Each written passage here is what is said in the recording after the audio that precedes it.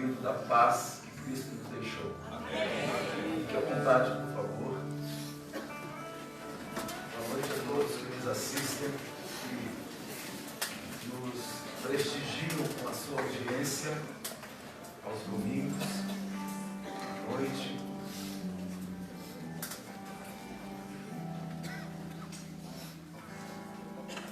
Gostaria de abordar um assunto nesta noite, vivenciado por todos nós. E se alguém ainda não vivenciou, com certeza vai vivenciá-lo de alguma forma.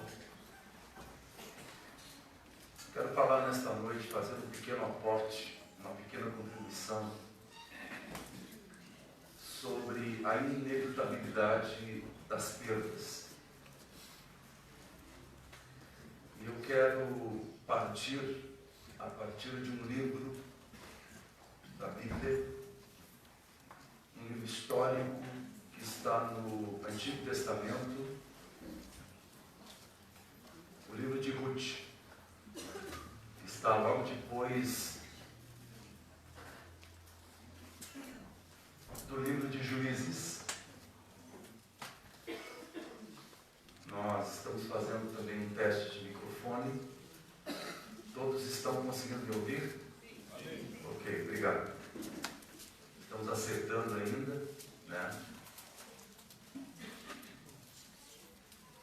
Qualquer coisa a gente utiliza outro. Ruth, Antigo Testamento. Se você tem dificuldade de se localizar, vá ao índice da sua Bíblia, geralmente está no começo da Bíblia, e procure o número de página correspondente.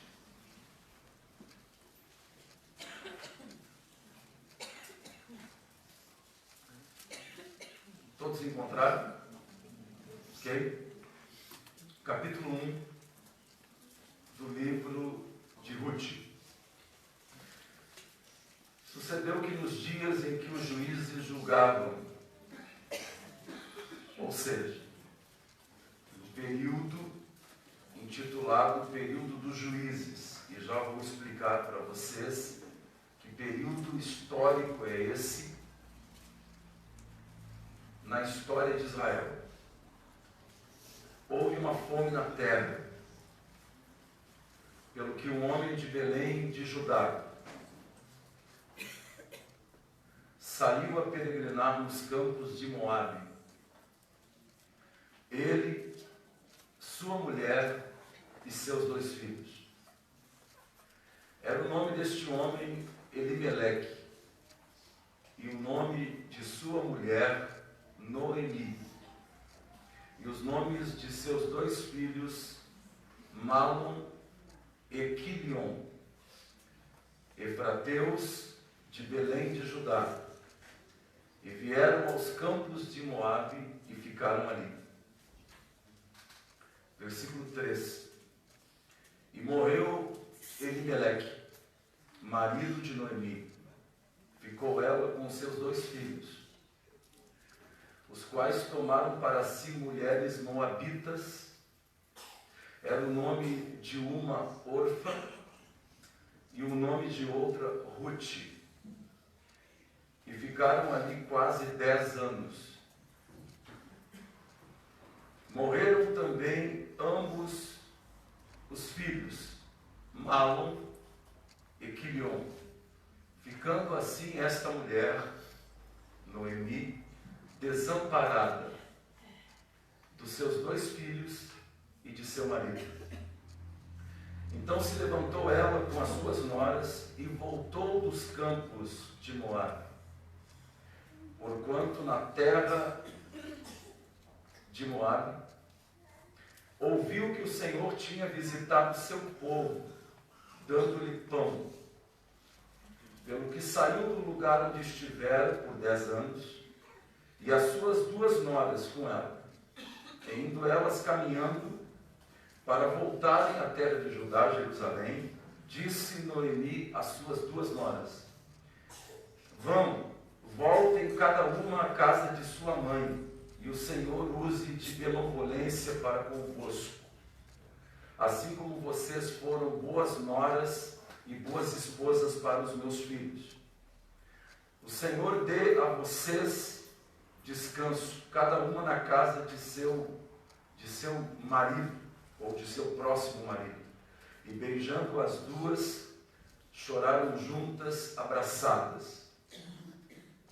Então disseram-lhe as duas noras: certamente voltaremos contigo ao teu povo. Porém Noemi insistiu: fiquem, minhas filhas, porque vocês iriam comigo? Tenho eu no meu ventre alguma criança? Pode-me nascer algum filho que sirva para vocês de marido? E ainda que nascesse alguma criança de mim, não iria dar tempo até que ela crescesse. Tomem, minhas filhas, vão embora. Já sou muito velha para ter marido. Versículo 13, versículo 14. Então levantaram a voz novamente e choraram. E uma das irmãs, Orfa, beijou a Noemi, a sua sogra, voltou, porém Ruth se apegou a ela. Pelo que disse: eis que voltou tua cunhada ao seu povo e aos seus deuses. E um dos deuses dos moabitas era o Camon, ou Camon. Voltou aos seus deuses. Volta tu também após a tua cunhada. Disse, porém, Ruth: não insistes para que eu te deixe, porque onde quer que tu fores, irei eu, e onde quer que pousares à noite, pousarei. O teu povo é o meu povo, o teu Deus é o meu Deus. Onde quer que tu morreres, morrerei eu ali e serei sepultado. Me faça assim o Senhor, e outro tanto, se outra coisa não seja a morte que me separe de ti. Nós temos a história de uma família que foi pensada pelos autores da Bíblia.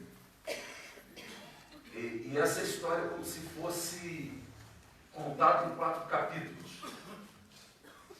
Fala dessa família que, por causa de uma escassez econômica, principalmente de um problema pluvial, porque à época não chovia na terra de Israel e a agricultura era basicamente de subsistência.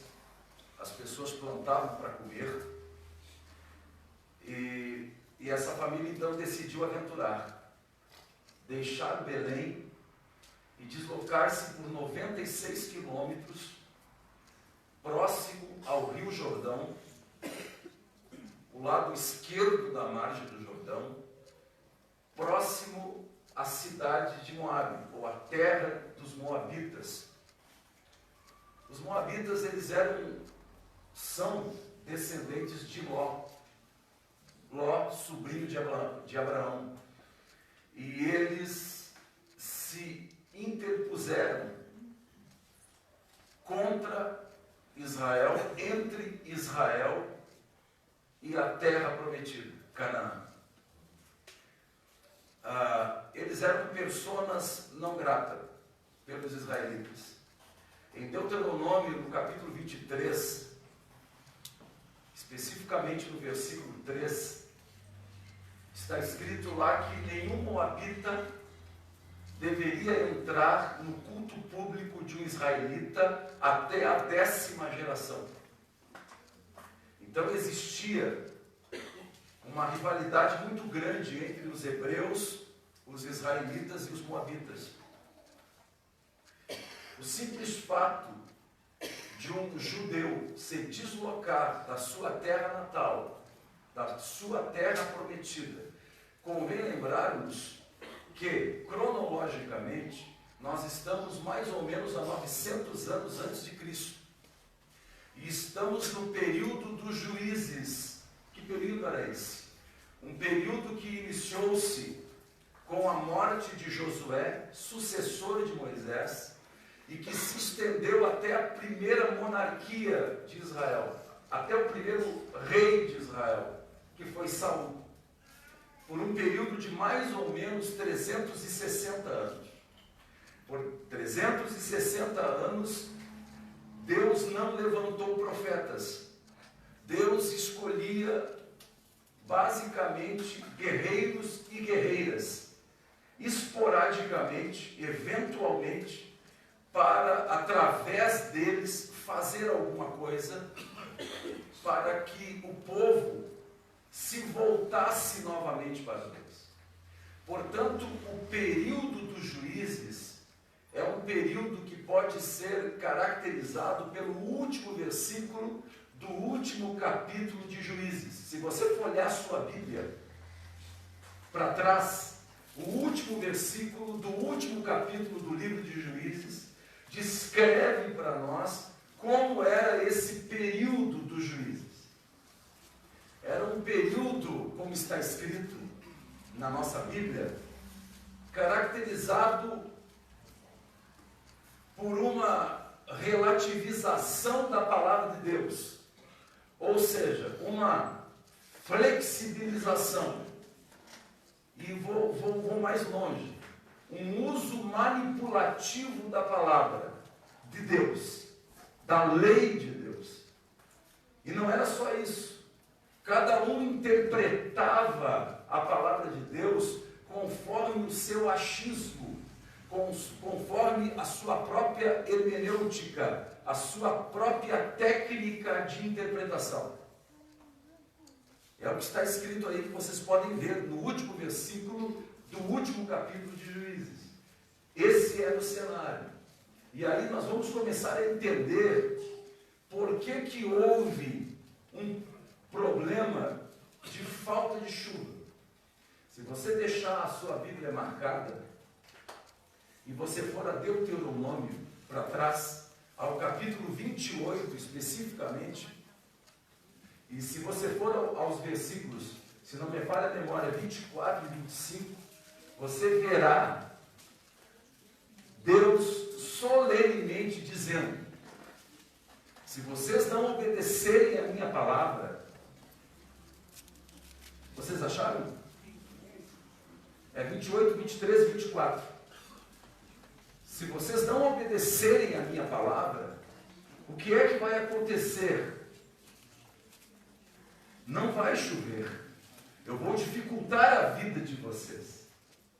Então, na verdade, não era um fenômeno pluviométrico. A ausência de chuva naquele contexto, aquela época, era porque os judeus, eles haviam se revoltado contra Deus e sua palavra. Por causa disso, o que está escrito aí em Deuteronômio, no capítulo 28, versículos 23 e 24, estava se cumprindo na vida deles. Então não foi por acaso, não faltou chuva por acaso, eles não estavam enfrentando problemas por acaso, é porque eles estavam desobedecendo diretamente a lei de Deus, conforme posta à época sob a capitania de Moisés, através de Moisés, a lei mosaica, como é chamada. E o fato de Abimeleque ter se deslocado de Belém para Moabe agravou ainda mais a situação dele perante Deus, porque Deus havia proibido, como eu já citei para vocês em Deuteronômio 23:3, havia proibido que os moabitas frequentassem os cultos públicos à época. Só para vocês entenderem a história e do que nós estamos falando.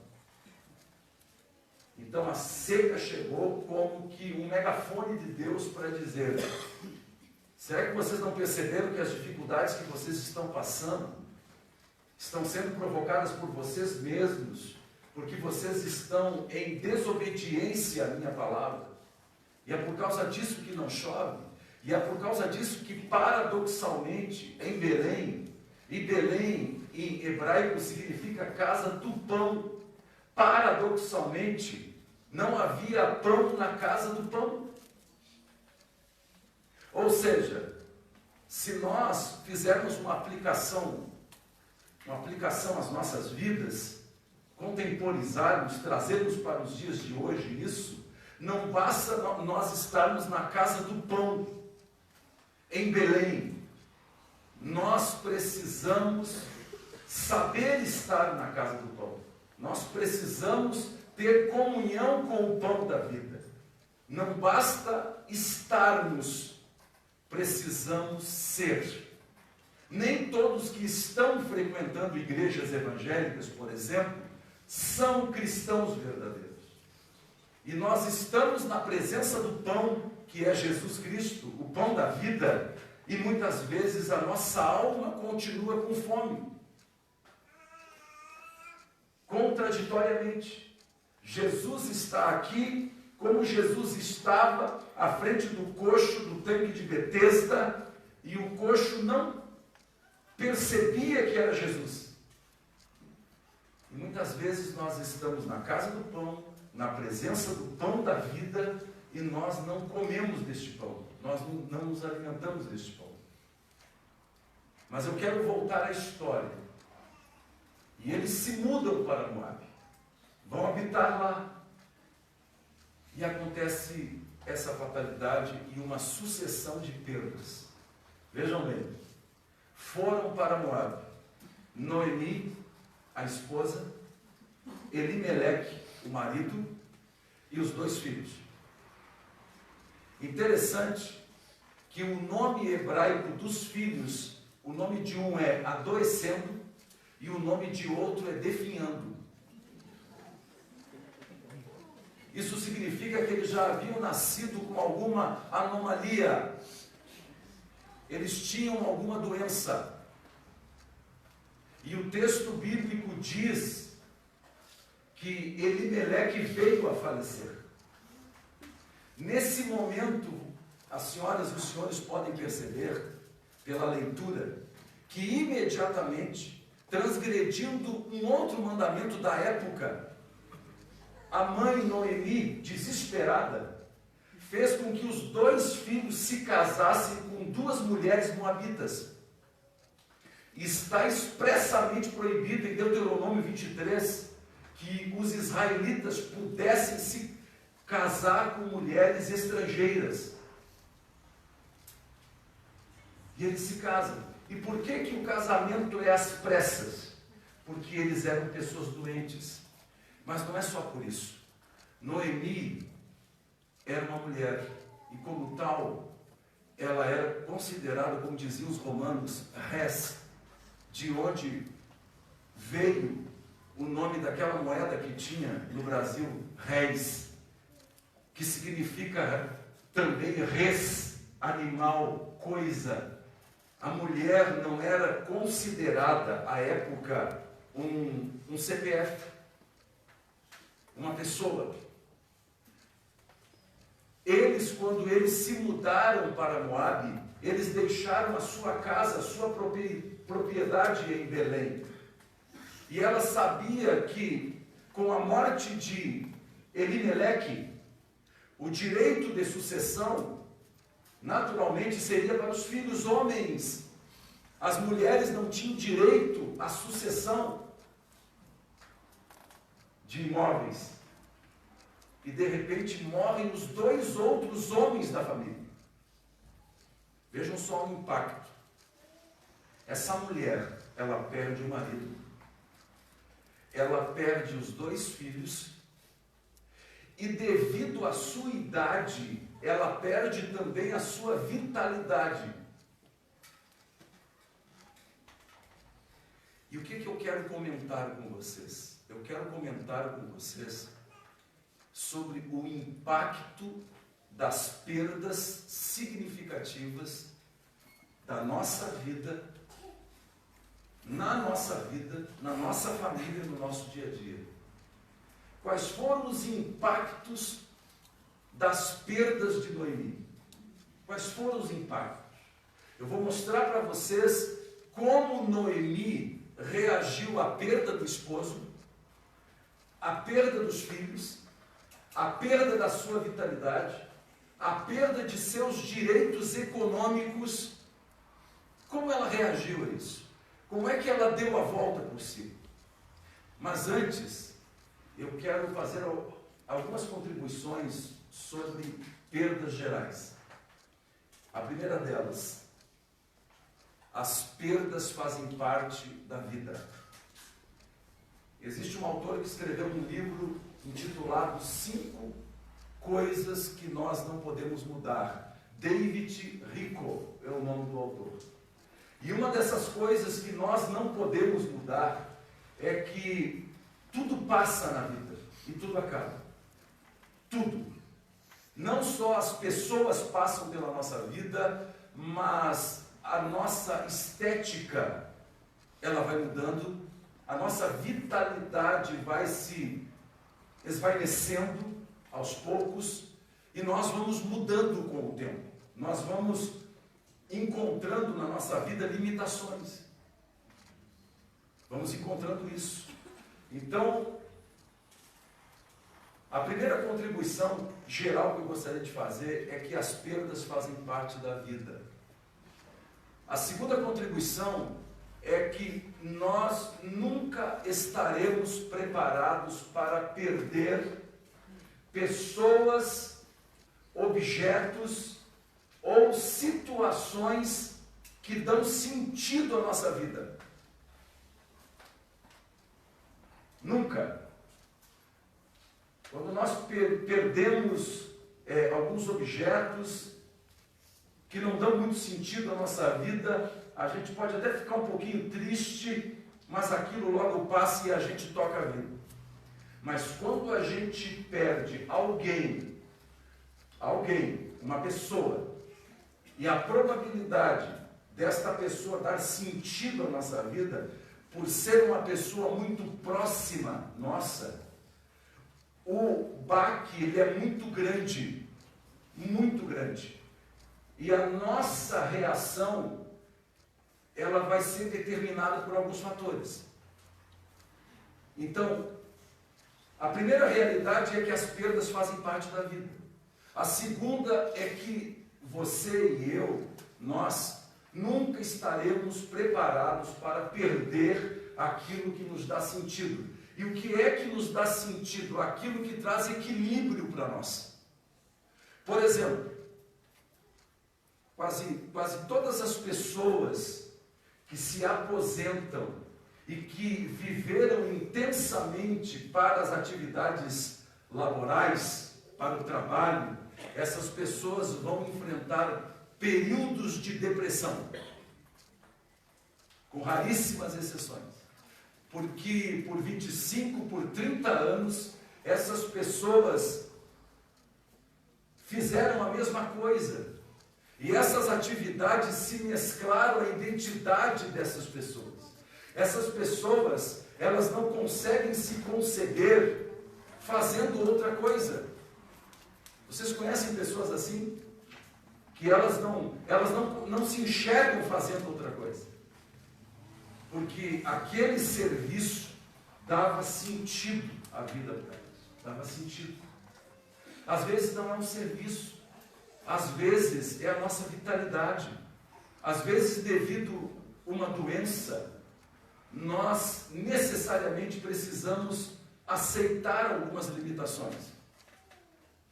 Só que a gente não quer aceitar. Mas nós vamos perdendo a vitalidade, vamos envelhecendo. É o ciclo natural da vida. Então, às vezes, nós perdemos pessoas.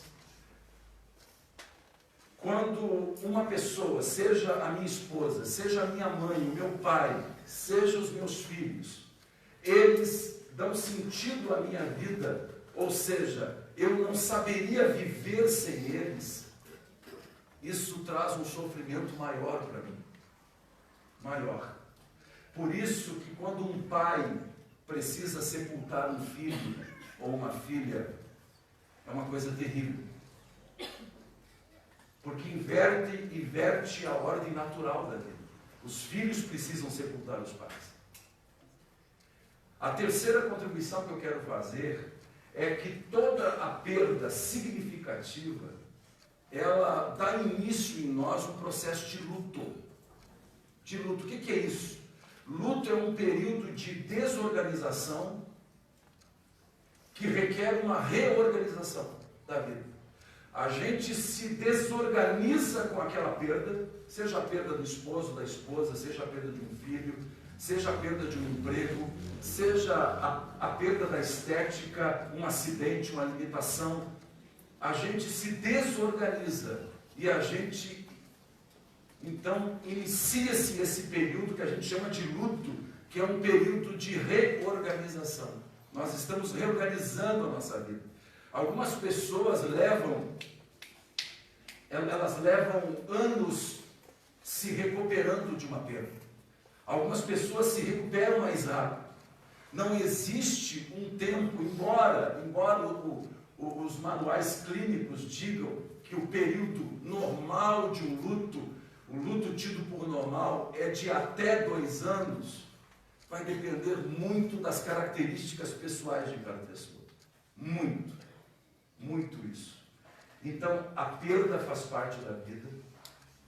Nós não estamos preparados para perder aquilo que nos dá significado. E quando a gente perde algo de valor para nós, a gente entra em processo de luto.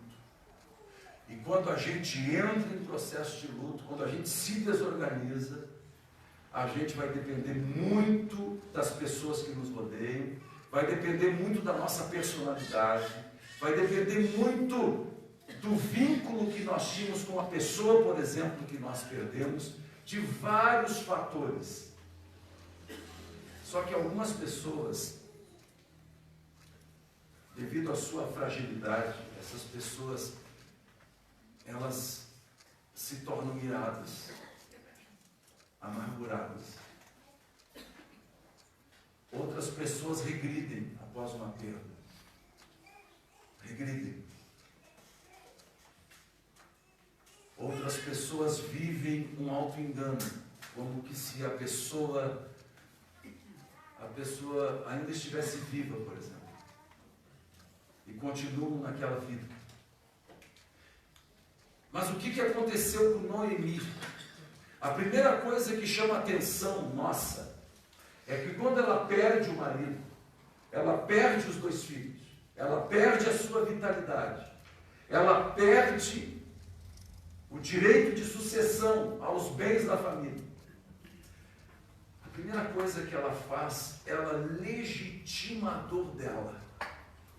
Se você olhar o versículo 20 do capítulo 1, você vai ver ela confessando, ela, embora cristã, embora uma pessoa que acreditava em Deus, ela confessa para as demais pessoas que não a chamassem mais de Noemi, porque Noemi em hebraico significa doçura, doce, graça, mas me chamem de quê? O que ela disse? Me chamem de Mara. Por quê? Porque Mara em hebraico significa amarga. A grande dificuldade das pessoas, quando elas enfrentam perdas, e quem sabe, muitos de vocês que estão aqui hoje, estão vivendo a dor de perdas. Não talvez de um ente querido, mas a perda de um emprego, a perda de uma oportunidade. Enfim. E muitas pessoas, elas não confessam. Elas não dizem, eu estou amargurado, eu estou sofrendo, eu estou passando problemas.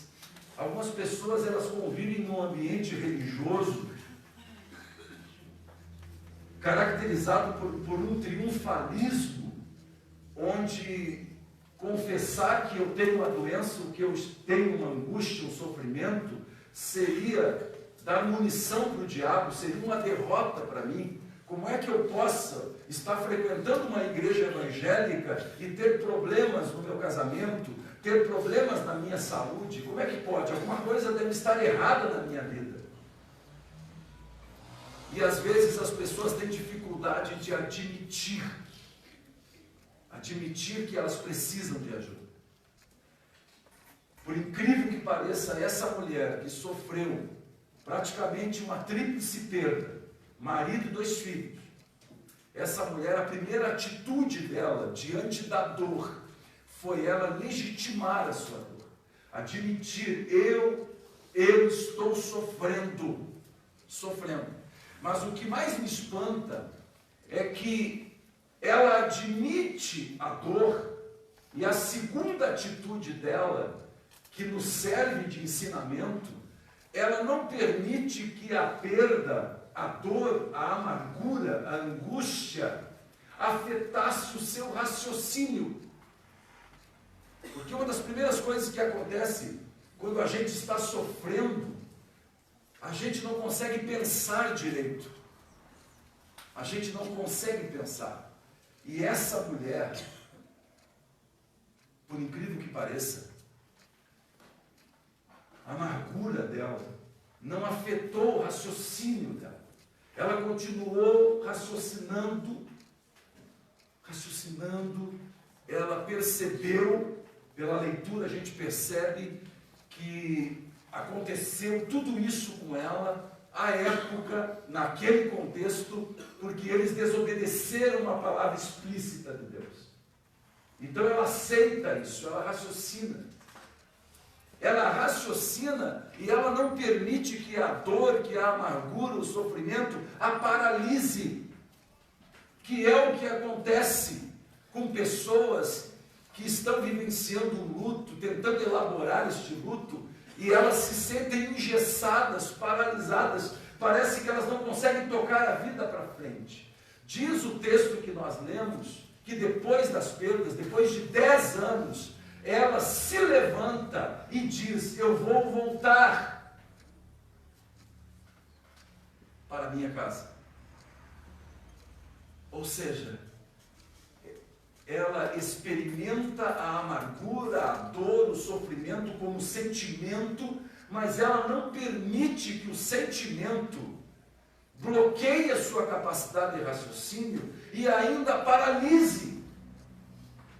E é o que acontece conosco às vezes. Às vezes os sofrimentos pelos quais nós passamos, eles acabam nos paralisando e nós nos estacionamos. Ficamos estacionados e a gente não progride mais, a gente não toca a vida. Isso acontece muito. Essa mulher não. Ela toca a vida dela. Ela diz: eu estou sofrendo. É como se ela dissesse assim: o sofrimento faz parte da vida. E às vezes o sofrimento ele é resultado das minhas próprias escolhas inconsequentes. Eu estou sofrendo. Sou uma mulher amargurada. Mas eu não permiti que a amargura afetasse a minha capacidade de entender as coisas. E eu não permiti que a amargura me engessasse, me paralisasse.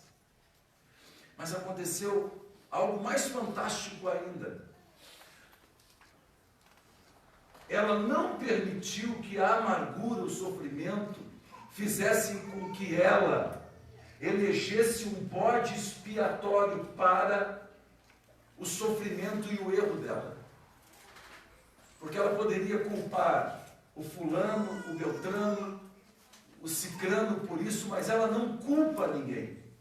Não culpa. Ela mata no peito. Olha, aconteceu isso porque nós desobedecemos a Deus. As nossas escolhas foram incompatíveis. Estamos colhendo aquilo que nós plantamos. Então eu raciocino dessa forma. Eu estou amargurada, mas a amargura não me paralisa. Ela não me paralisa. Eu vou continuar a minha vida. Não vou eleger alguém como culpado pela minha situação. Eu sei que isso diminui a nossa ansiedade. Diminui a gente transferir para outras pessoas algo que é um dever nosso. ela não elege o bode expiatório. Não, ela não faz isso. E o que me encanta nessa mulher é o diálogo que ela tem com as suas noras. Uma pessoa amargurada, uma pessoa que vem de uma sequência de perdas. Ela trata aquelas noras com carinho. Ela estava chorando por dentro. Mas as noras, a gente percebe, é difícil, às vezes, a convivência das pessoas com sogras. Mas essas duas noras se apegaram àquela mulher. Interessante. Geralmente as pessoas que estão passando por sofrimento são pessoas que permitem que a amargura petrifique o seu coração. São pessoas que se tornam ásperas, rudes, devido ao sofrimento. Mas ela não permitiu isso. Ela não permitiu que a sua amargura se estendesse às suas relações. Não permitiu. Ela tratou e tratava as suas noras com carinho, ao ponto de uma das noras não querer deixá-la. Você sabe por quê, gente, que muitos pais e muitas mães não são cuidados pelos filhos hoje? Eu sei que tem muitos filhos desnaturados, mas tem muitos pais que durante a vida não plantaram uma boa semente. Não plantaram uma boa semente.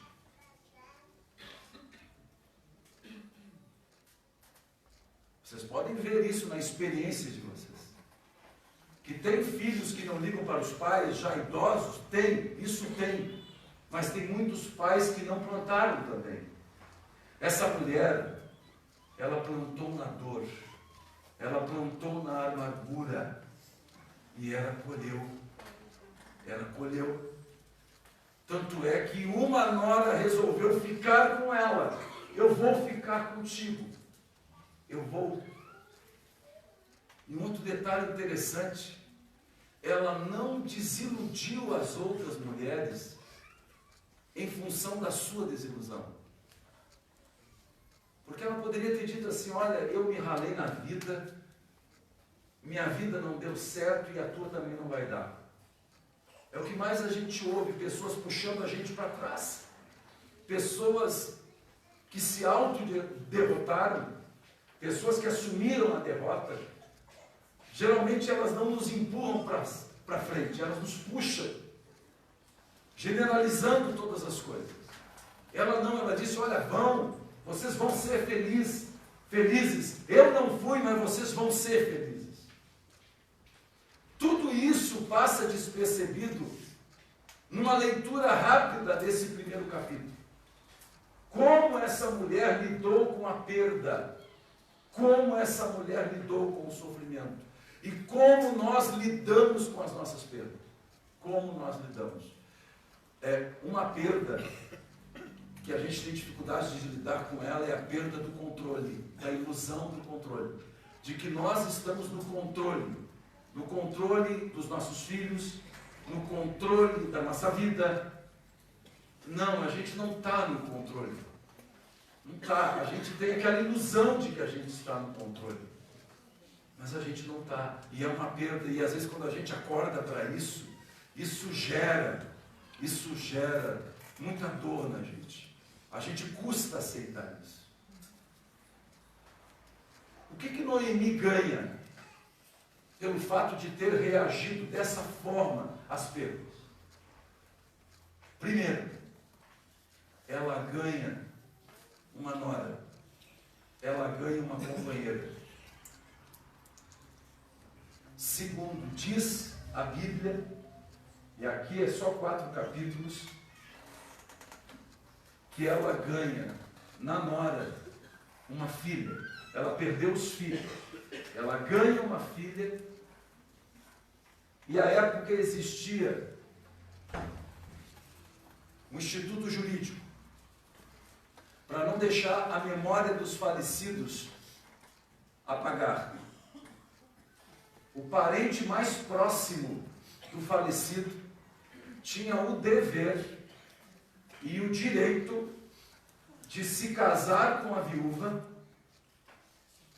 se ela tivesse condições de casar e gerar filhos, e o filho que nascesse desse casamento assumiria as propriedades do falecido.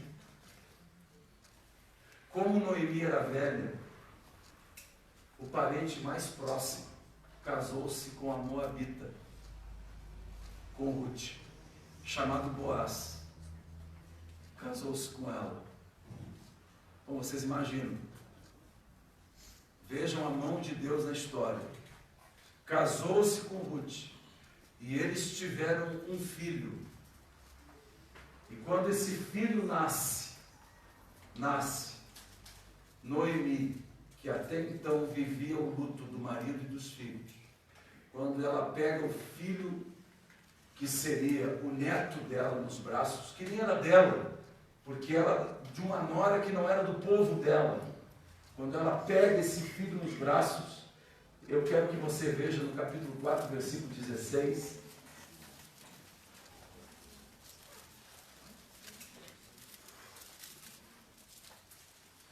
quando ela pega esse filho nos braços, o que acontece com ela?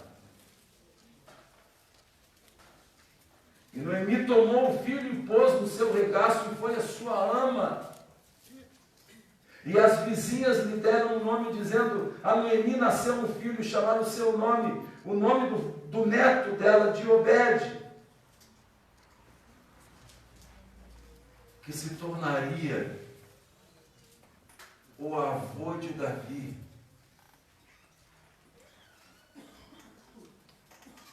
O avô de Davi. Nesse momento da história, a linhagem messiânica, a linhagem humana, através da qual nasceria Jesus Cristo, estava interrompida.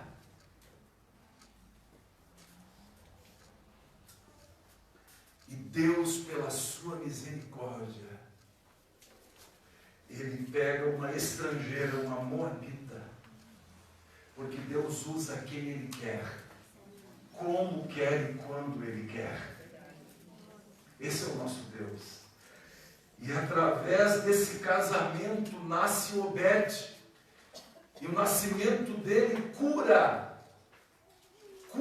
não vou usar a palavra cura, mas ali inicia-se uma nova fase na vida de Noemi. E o que eu quero dizer para vocês? Que quando a gente reage de uma forma positiva, num certo sentido, às nossas perdas, entendendo que Deus está por trás, que todas as coisas cooperam para o bem daqueles que amam o Senhor. Do seu tempo, Deus nos abençoa e Deus nos retribui. Aquela mulher vivia aquele vazio da ausência do marido e dos filhos, perdera tudo. Deus lhe dera uma nora, e essa nora, pelo bom convívio, pela boa convivência, pela boa semeadura, se torna sua filha. E essa mulher desperta o interesse, como era chamado do parente mais próximo do falecido, de remidor.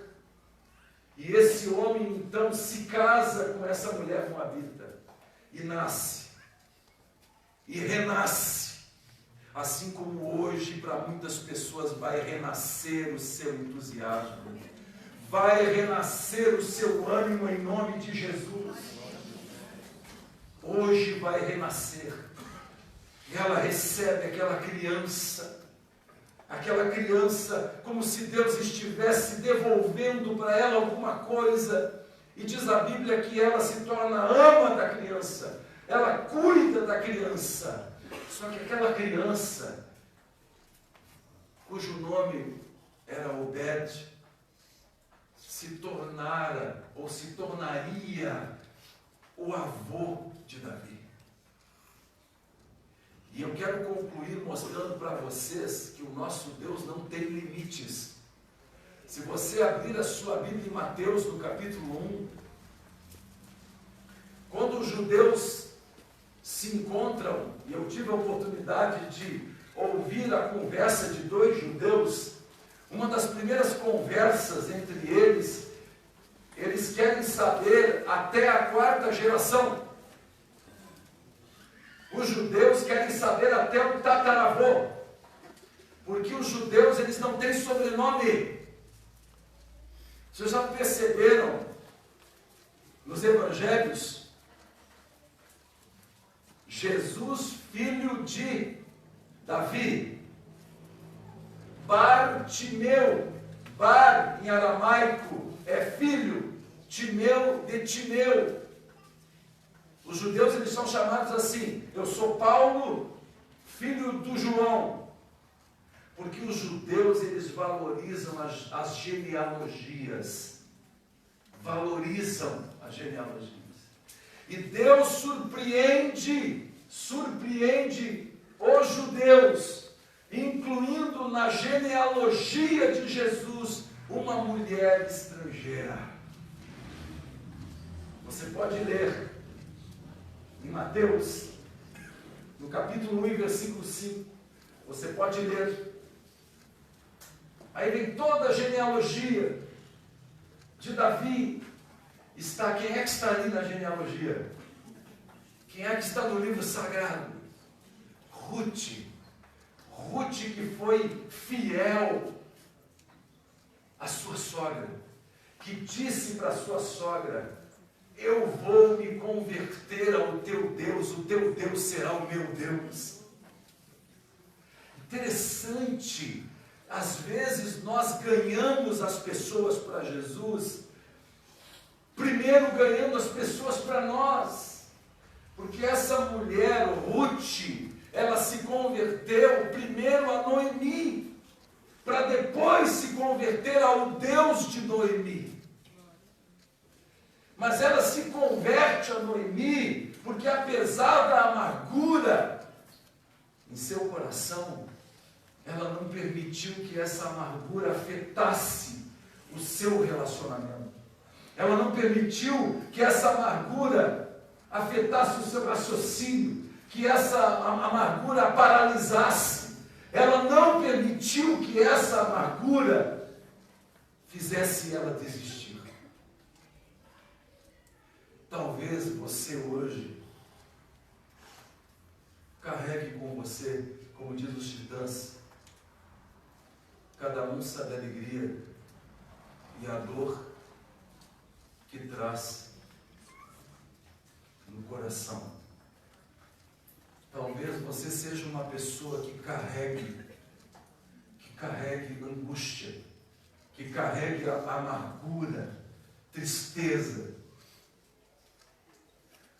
Uma pessoa que talvez tenha desistido de sonhos que há tempos você abandonou. Há tempos. Você tentou e não conseguiu. Quem sabe você sofreu perdas significativas. Quem sabe você teve que deixar de trabalhar prematuramente.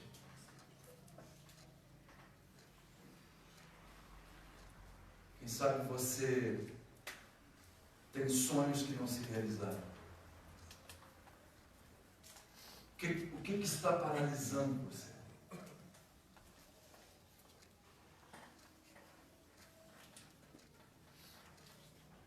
Quem sabe você, sem perceber, tem afastado as pessoas de você. E a gente se esquece que tudo que a gente recebeu na vida foi através de alguém. Quem sabe como Noemi, você mulher, você homem, está amargurado. Como eu disse no começo, é inevitável que perdamos. As perdas fazem parte da vida. Nós não estamos prontos para perder pessoas, coisas, que nos dão significado. Toda perda desencadeia em nós uma tristeza. Alguma coisa. E a gente resolveu chamar de luto. Desorganiza. E a gente tem que organizar. Você já organizou sua vida? Reorganizou sua vida? Eu gostaria de orar com vocês nesse sentido. Em 2012, eu tive uma doença que me trouxe naquele momento algumas limitações para mim.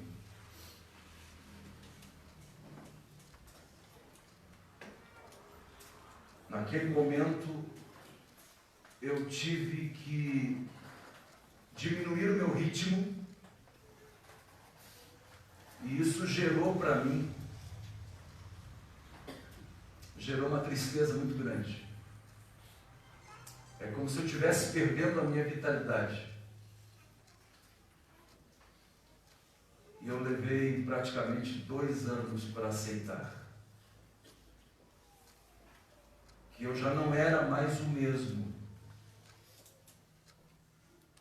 Não era mais uma criança, mais um garoto. E isso deflagrou em mim um processo depressivo.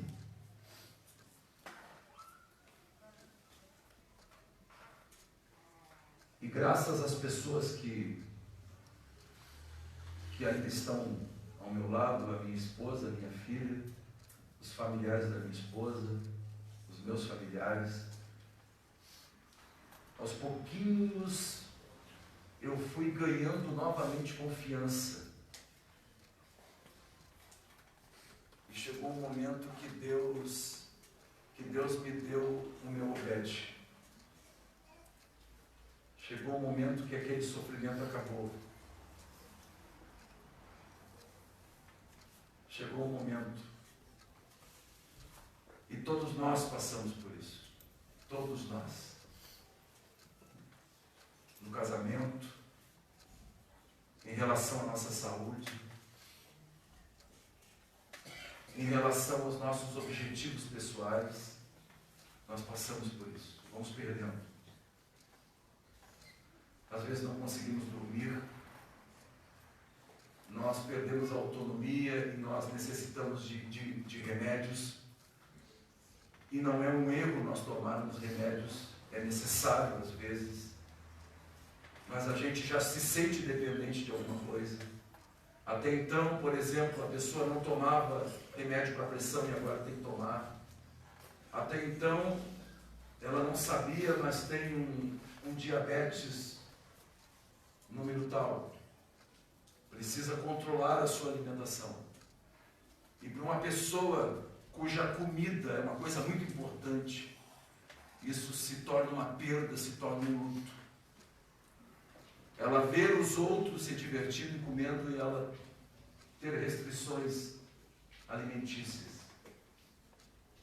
E assim nós vamos vivendo os nossos lutos durante a vida. A pergunta que eu faço, que eu me fiz, que talvez Noemi tenha se feito: será que você vai deixar isso engessar a sua vida? Será que essas perdas vão transformar você numa pessoa amarga? Ou você quer dar a volta por cima? Ou você quer superar? É possível isso? Eu quero convidá-los a ficarem em pé, por favor.